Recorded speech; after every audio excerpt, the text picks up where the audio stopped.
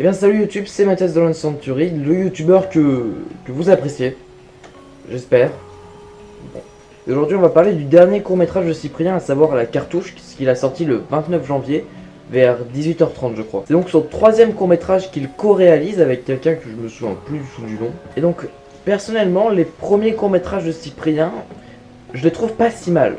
Premièrement, il a sorti Technophobe, qui était l'histoire d'un gars qui avait les doigts qui brûlaient s'il touchait de la technologie.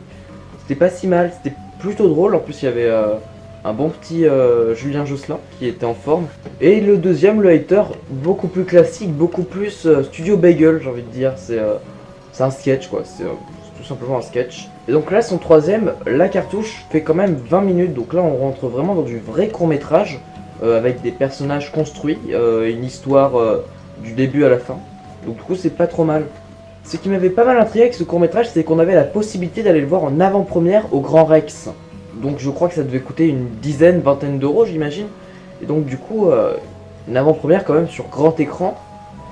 Et honnêtement, je sais pas si ça vaut le coup d'avoir vu La Cartouche sur grand écran, comme ça, avec 2 jours d'avance, ou 3, je sais plus.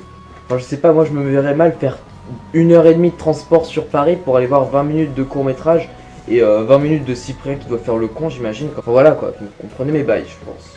Donc La Cartouche, c'est l'histoire de 2 youtubeurs qui se filment quand ils sortent de brocante et qui donc expliquent leurs achats de brocante. Ils expliquent ce qu'ils ont acheté, combien ils l'ont acheté et s'ils trouvent que c'est un très bon prix.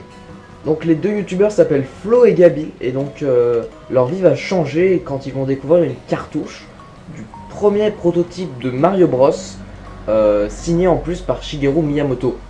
Me demandez pas pourquoi ils signent ces cartouches, mais c'est quand même vachement cool. Donc du coup, La Cartouche, est-ce que c'était bien? Eh bien honnêtement, c'était pas trop mal. C'était pas ouf, c'était pas génial, c'était pas non plus nul. Donc déjà pour parler de ce court-métrage, on va parler des principaux défauts. Et en fait, il a surtout un énorme, mais c'est le plus important des défauts, c'est qu'il est extrêmement cliché. C'est cliché mais à mort de chez mort, c'est plus cliché tu meurs. Il y a beaucoup de morts dans cette phrase. En gros, dès la scène où ils vont dans le magasin de jeux vidéo et qu'on découvre que Flo veut vendre la cartouche, on sait déjà tout ce qui va se passer, c'est très dommage. Et en plus, au niveau des dialogues, il n'y a pas non plus de blagues qui sortent vraiment du truc. Ce que je veux dire, c'est que des fois on peut avoir un scénario cliché, mais quand même avoir des dialogues plutôt drôles où on s'attendrait pas trop à la chute d'une blague, tu vois. Mais là, il n'y a pas du tout ça, il y a rien du tout, c'est très classique quand même.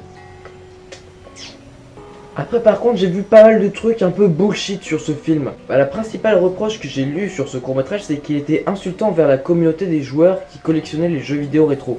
Et personnellement je trouve pas tant que ça. Ça se moque. C'est pas moqué méchamment, mais c'est moqué avec un peu de tendresse, je trouve. Moquage au chocolat au lait. Et quand les gens disent que c'est insultant, ils citent souvent les phrases que dit le personnage d'Allison, le frère de Gabi. Enfin, c'est pas le personnage d'Allison, c'est le personnage que joue Allison, le frère de Gabi, qui est en gros une caricature d'une vision très négative de ce milieu. Donc du coup, Cyprien dans ce court-métrage ne se moque pas de Gabi, mais se moque bien de la sœur de Gabi. Je sais pas si vous voyez le délire. En gros, le personnage de la sœur de Gabi fait tout pour être insupportable, et du coup qu'on ait une espèce de haine envers elle. Et du coup, en fait, une haine envers tous ceux qui... Du coup, la haine contre ce personnage fait qu'on s'affectionne plus particulièrement à Gabi. Et du coup on trouve ce personnage plutôt touchant. Du coup non, pour moi il est pas insultant, il essaie surtout de rendre le personnage de Gabi attachant en le comparant à une vision pessimiste qui est interprétée par le personnage d'Allison. Maintenant passons à des points positifs du court-métrage. Déjà principalement sa réalisation. Alors je ne connais pas le nom du réalisateur, je l'ai oublié, mais il est dans les crédits et il se débrouille vraiment pas mal. J'ai vraiment bien aimé la réalisation de ce court-métrage. Il y avait des petits trucs qui font sortir du simple... d'une réalisation trop simple en fait. Il y a vraiment des petits détails qui rendent le tout bien plus agréable à regarder. J'ai surtout noté des bonnes transitions, des bonnes transitions de plan. Et du coup, celle qui me vient le plus en tête en fait, c'est quand ils vont en garde à vue. T'as le personnage de Flo, non, c'est le personnage du policier qui en fait emmène Flo et Gabi en bas et ensuite ils sont assis en garde à vue. Je trouvais que ça c'était une belle transition. Je trouvais que c'était plutôt bien fait. Voilà. Ensuite, ce que j'ai beaucoup aimé dans ce film, c'est tout le décor. Alors déjà, le décor au sens propre, c'est-à-dire là où vivent les personnages, je trouvais que c'était une belle chambre, voilà. Mais aussi on sent vraiment que c'est une œuvre très personnelle de Cyprien et de son amour envers Nintendo. Ce que je veux dire par là, c'est que il me semble qu'aucun autre titre de jeu n'est prononcé à part des jeux Nintendo.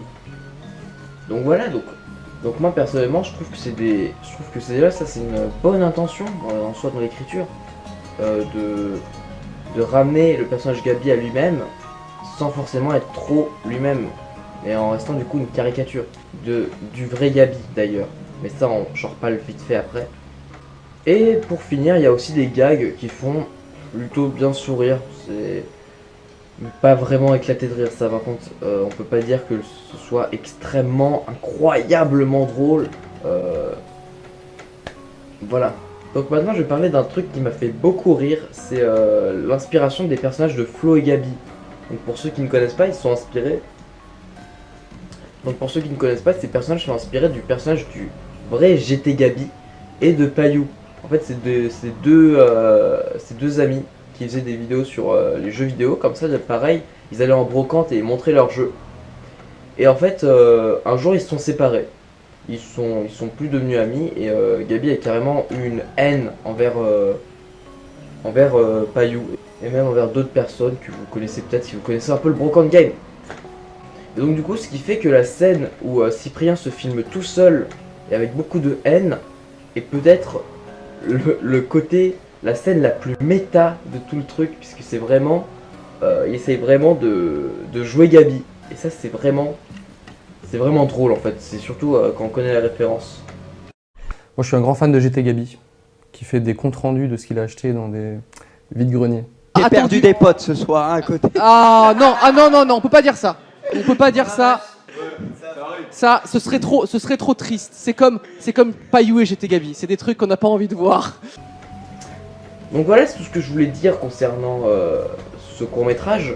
Donc en gros, il est pas trop mal, mais il est encore trop classique honnêtement. En tout cas, ce que j'attends le plus des prochains de Cyprien, c'est vraiment une plus grosse recherche de dialogue. Parce que pour l'instant, les dialogues sur ces 3 courts-métrages restent extrêmement plats, extrêmement...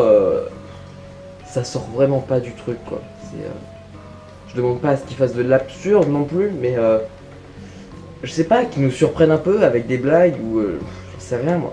Donc en tout cas j'espère vraiment que le prochain court-métrage de Cyprien va vraiment démonter et que c'est peut-être qu'il fera 1 heure et tout, peut-être qu'il fera un film. Et ouais. Et allez, et surtout, donc c'est la fin de cette vidéo, n'hésitez pas à la